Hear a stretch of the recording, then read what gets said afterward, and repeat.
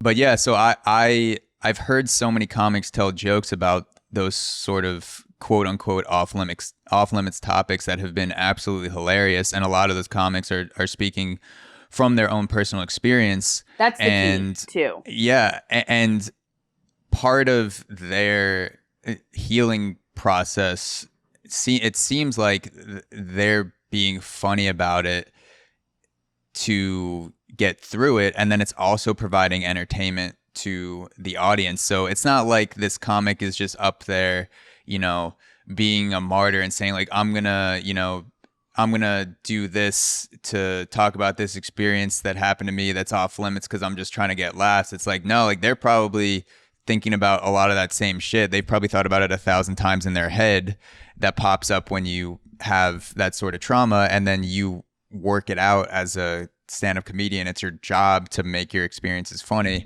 and so that comes out in the form of a rape joke that's hilarious, or a sexual assault Well, joke, also, whatever it I'd like is. to point out that when you're doing material that's considered, quote, taboo, um, it's not that, again, like you're saying, rape isn't funny. And also, you should never punch down at the survivor or the victim, right? That's what I think people are not understanding with the Mm-hmm. darker topics is no Mm-hmm. one's saying you can't joke about these topics, but who are you joking about?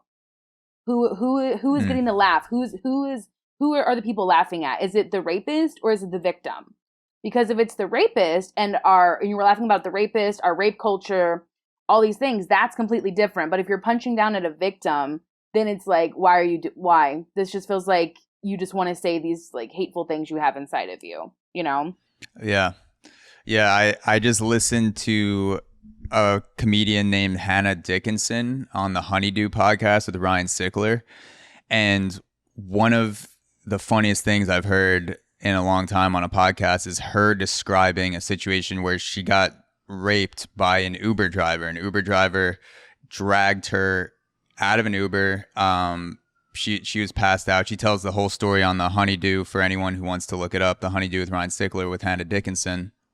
But she went through that whole experience and then woke up the next morning not knowing where she was, realized what had happened, and then also was looking at her phone was there. She had a designer purse, and she was like, I was raped, but also this guy missed a lot of opportunities to steal my shit. Like Yes. he's not that smart. Like he could have stole a designer purse. Nothing Like, worse than a stupid rapist. Okay.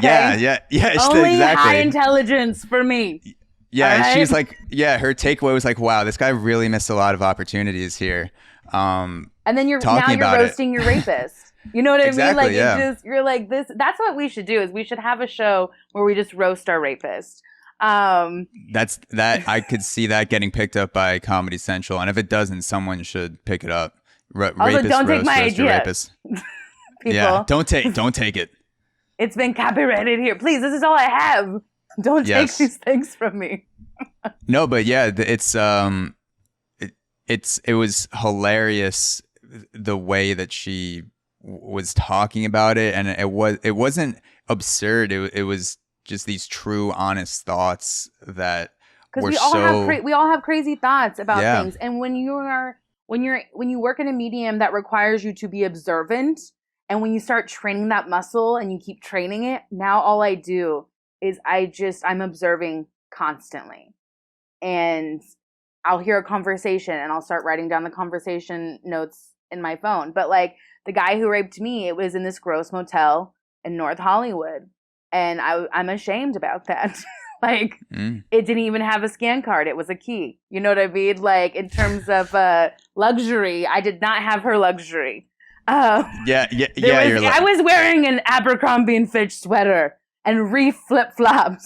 It was not my best fashion moment. Okay? Yeah. You're like this guy. His budget was not as high as it should have And been. that's actually more offensive than getting raped. Yeah. Is that I was not worth at least a Motel 6. Yeah. I was but that's the thing how you have to look at it is everyone has so many bad things happen to them and people who haven't. That's great, but most of us have.